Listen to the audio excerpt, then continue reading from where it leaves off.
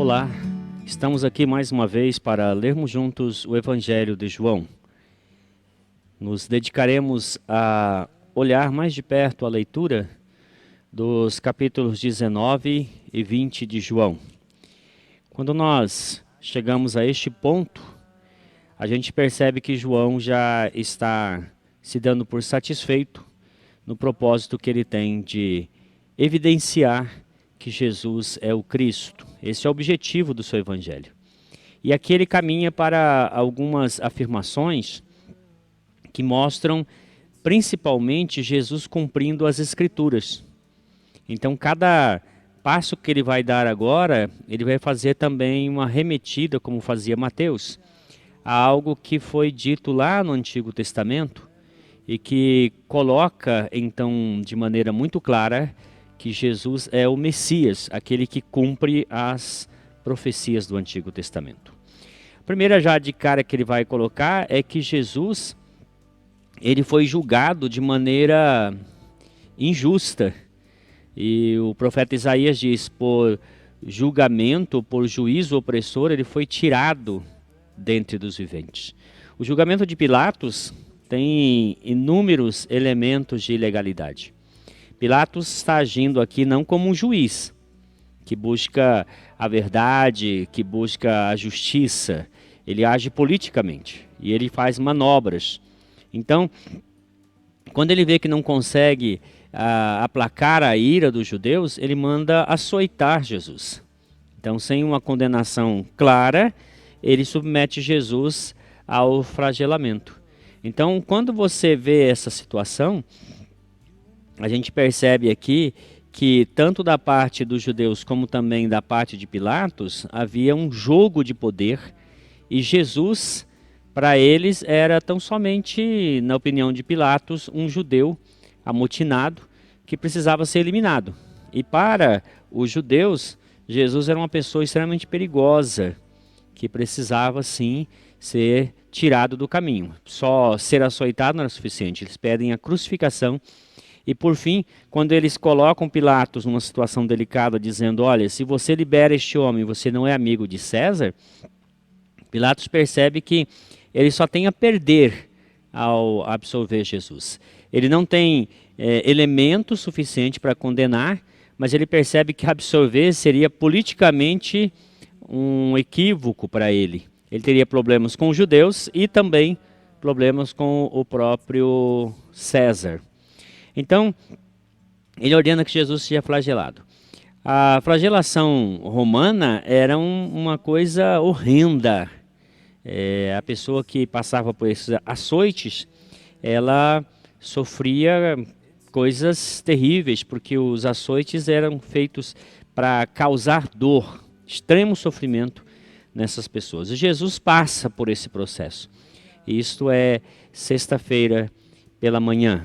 Então, quando Pilatos oferece de libertar Jesus, ele diz para os judeus assim, aí está o rei de vocês. E uma coisa interessante é que os judeus, eles deploravam o domínio de César, eles odiavam César. Mas quando Pilatos apresenta Jesus como o rei deles, eles dizem, nós não temos outro rei senão César.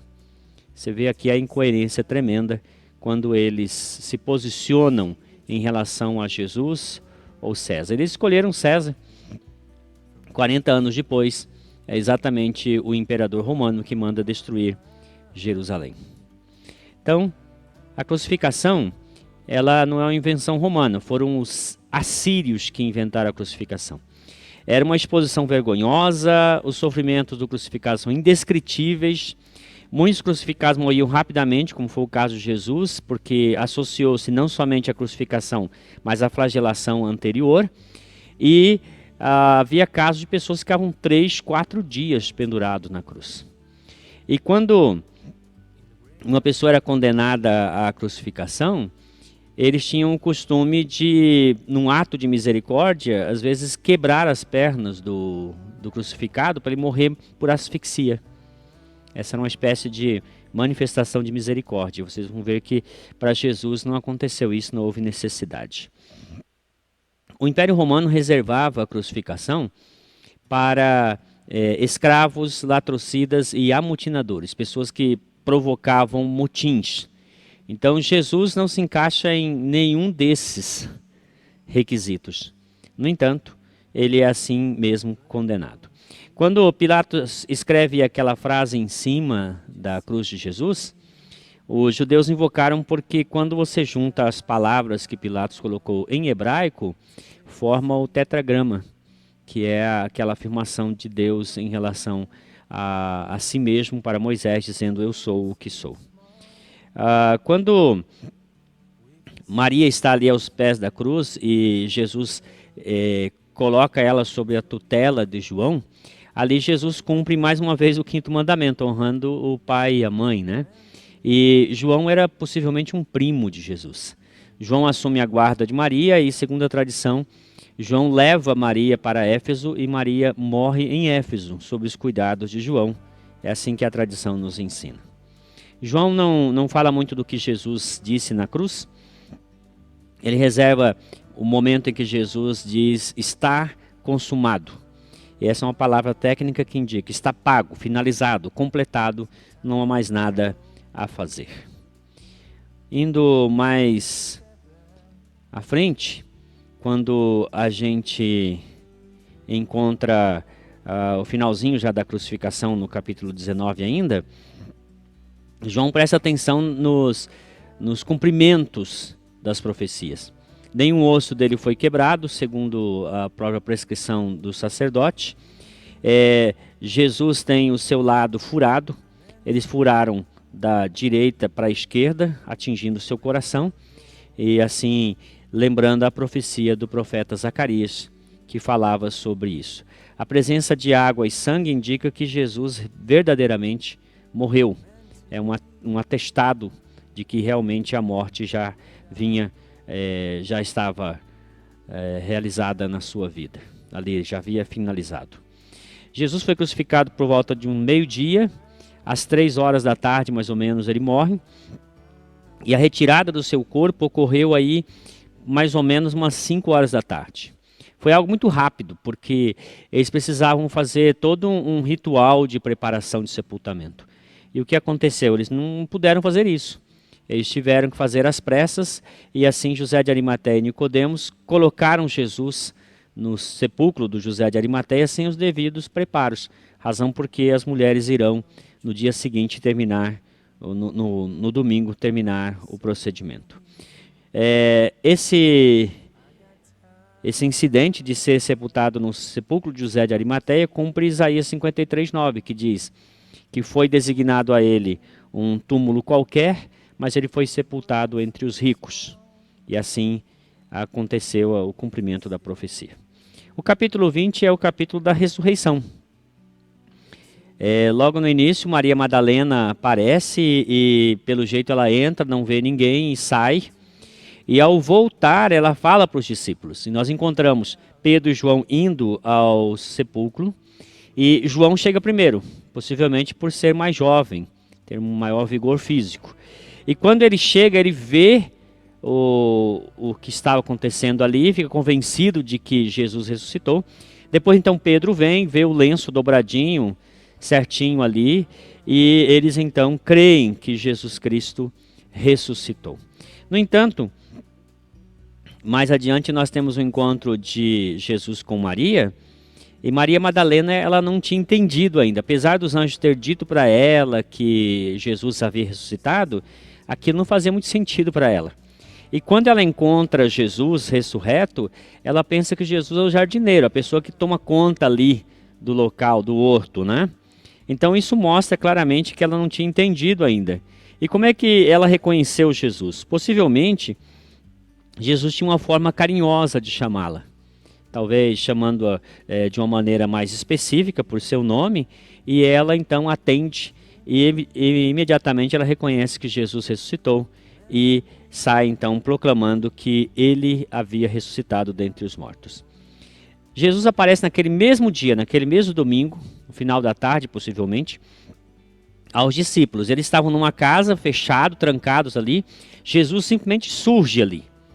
é uma das manifestações da sua ressurreição, a evidência de que ele ressuscitou. Ele surge num lugar totalmente fechado.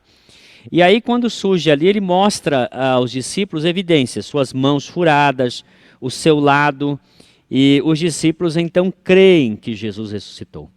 É interessante que 3 coisas acontecem imediatamente. Primeiro, Jesus dá a eles uma comissão, diz a eles que, assim como o Pai enviou, Jesus enviava a eles também. Jesus lhes concede a paz e logo em seguida o Espírito Santo. A comissão, a paz e o Espírito Santo estão intimamente ligados nesta revelação de Jesus aos seus discípulos. Passado 8 dias da primeira aparição, Jesus aparece novamente a eles. E dessa vez Tomé está entre eles, da primeira vez não estava. O que acontece com Tomé é que ele tinha toda a razão em não crer imediatamente, porque ele queria evidências.